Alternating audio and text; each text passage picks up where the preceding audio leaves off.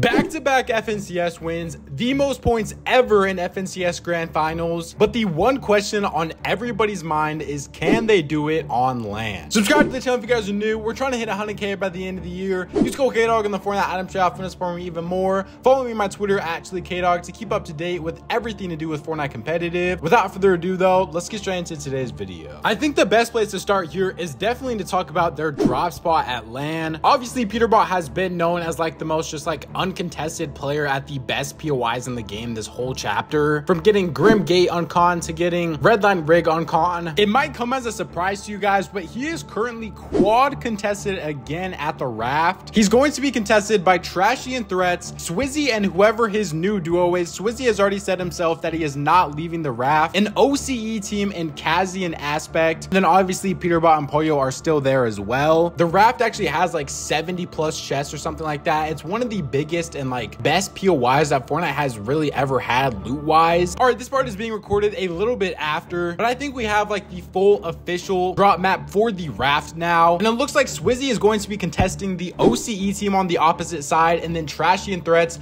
might get their own split little uncontested there. But Peterbot and Pollo are currently completely uncontested on their side. They're going to be getting the Scan Coin, the Mythic AUG, and it looks like the Forecast Tower, all completely uncontested. It's kind of crazy how Peterbot and Pollo can literally make 3 of the best teams in the world all land on the complete opposite side of the POI from him and basically just give him the best loot for free just because of how scary he actually is to fight. And for the Forecast Tower situation, he showed yesterday in the Duo Cash Cup finals that they are able to loot the Raft fast enough to be able to leave and get the Forecast Tower as well. If you were watching the tournament yesterday, they were literally not even carrying shotguns sometimes when they were going for Forecast Tower. They were just looting like a couple chests, getting the coin, and then instantly running over there. And I don't see why they wouldn't be able to do that at globals. And even if Clix and Vino want to contest them for it, we just have to be honest here, they have been getting absolutely destroyed at the fight for Forecast. So even if Clix and Vino do decide to like contest them a couple games, they're already going to be at the disadvantage of having to go up the hill to get to them. And Peterbot and Pollo looks like they are shooting out Clix and Vino's launch pad as well now. So there's really just no positives for Clix and Vino still going for this tower. Obviously it is a big part of their game plan, but I think this team would still be able to do just fine without it. They literally got 3rd place in the Cash Cup yesterday, only getting the Forecast Tower like 1 game. I think Clix and Vino's win condition definitely goes down without the Forecast, but I think they can still very easily pull off a top 5 without it. Let me know what you guys think about this in the comment section down below though. Also, if they're able to get the medallion every single game, this would be massive for them in endgame because you pretty much can just get free refreshes in endgame because you have wall hacks all the time. This is definitely like the 2nd best medallion they have added all chapter. It definitely goes like the Grim Gate coin, and then I would say it's this one, and then I would say it's probably the shield coin. So basically just every single coin that Peterbot's had have been like the best ones this whole chapter. The other like real argument on why Peterbot wouldn't be able to do well at this LAN event is because he has like this reputation, I guess, of not placing well at LANs. Like you have people saying that he got dead last at the last LAN when that was just literally not true. I'm pretty sure he placed like 36th or something like that, which is obviously still, it's not great, but there's a big difference between getting dead last and like placing top 30 almost. And also at the recent EWC LAN event where he actually placed 2nd place with Exceed, you can clearly tell that his aim is just as nasty on LAN as it is at his house. So for anybody that still has like real suspicion that he won't be able to do what he is doing at his house as he can at a LAN event, I think the recent ESL just completely disproved that, as well as he has just been playing at a lot of LANs in general over the past year now, and all of that experience can only help him going forwards. So yes, I know his first couple like real major LAN event placements were not the best, but after all of the experience that he's been getting recently, I think we are finally due for a good Peterbot LAN placement. I know we've been talking about Peterbot a lot in this video, but we also have to remember that a duo has 2 people, and Pollo is one of the most underrated players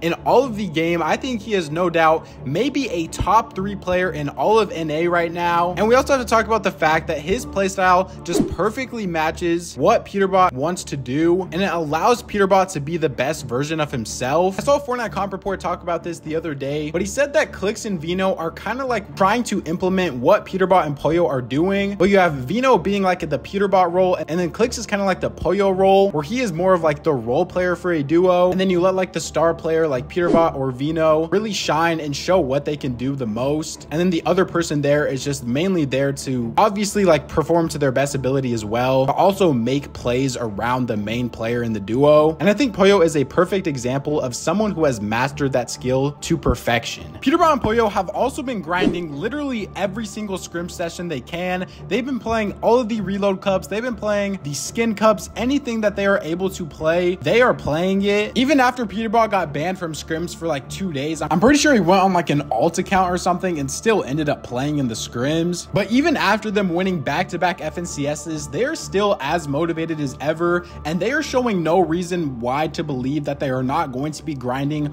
harder than ever before this LAN event is actually starting. I think this truly does show why they are undeniably the best team in all of NA, because a lot of people after they win FNCS or they realize that they're at the top, or you have so many people tell you you're at the top consistently, then a lot of people just get really complacent and they choose not to grind as hard, or they start taking days off, or they just don't think they have to put in the same amount of hours as they used to because they just believe that they are so good. But Peterbot and Pollo are really an exception to that, and they are a team that puts in the same amount, if not more work than any other duo in the region, and that is why they are honestly able to place as consistently as they do. Let's talk about some interesting conversations that we could have if Peterbot wins this LAN. I already have said multiple times that I truly do believe that Peterbot is the most talented Fortnite player of all time. I think he literally is the definition of the perfect player. He's one of the most mechanical players of all time. He has probably the best aim in Fortnite history, and he is also a top IGL at the exact same time. There is literally nothing that he cannot do. But if he is able to win this LAN event, do we start putting him in the GOAT conversation? Because at that point, he will now have 4 FNCS wins, as well as 3 straight FNCS wins and a LAN event win. And then he also won an FNCS with Bila, which has to add like a little bit of stuff to that. Obviously, the GOAT conversation right now is like Miro, Tayson, and Bugha. Now, Peterbot is currently tied with Bugha for 3 FNCS wins, but Bugha obviously has like the World Cup and everything like that. And then you have people that he would still be under, like Tayson and Miro. Tayson with 5 FNCS wins, and then Miro with the highest in all of Fortnite of 6. Well, I mean, I guess he's technically tied with the highest with Arkham and Epic Whale, but he still does have 6. And the thing about Peterbot is he is still just like in the peak of his prime right now. He is really not showing any signs of slowing down anytime soon. If he was able to win this LAN event, I think he has to go in like that 4th spot. I don't even really know who a lot of people are putting in that 4th spot, but I think he no doubt deserves to be in at least the top 4. And I think he is on a very good path to end his career as the greatest player of all time. But do I actually believe that Peterbot is going to be able to win this LAN event? Now, this is the part where things honestly do get a little bit tricky, simply because of the fact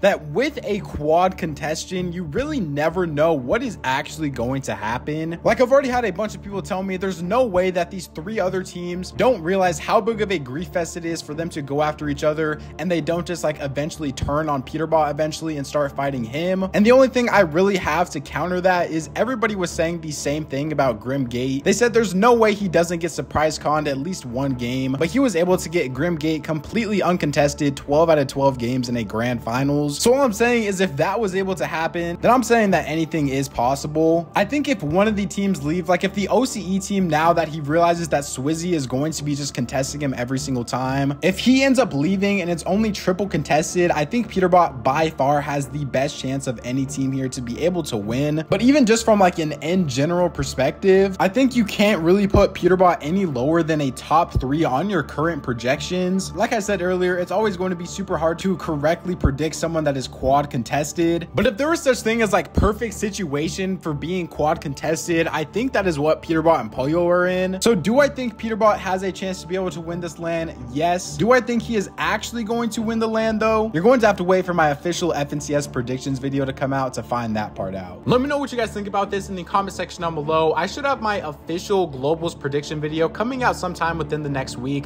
I just want to make sure the map and everything is finalized before I actually post my video. Subscribe to the channel if you guys are new though. Hitting 100,000 subscribers would be like winning FNCS to me. So if you want to be able to win FNCS, please subscribe and turn on notifications. Use code KDOG in the Fortnite item shop and for even more, especially when the FNCS pickaxe is going to be coming to the item shop. I know all of you guys are going to be buying that, so please just use code KDOG when you do so. YouTube says to enjoy one of these 2 videos up on the screen right now, so go check them out if you guys haven't already. Follow me on my Twitter at KDOG to keep up to date with everything to do in Fortnite competitive. Thank God for another day, and I'll catch you guys next time.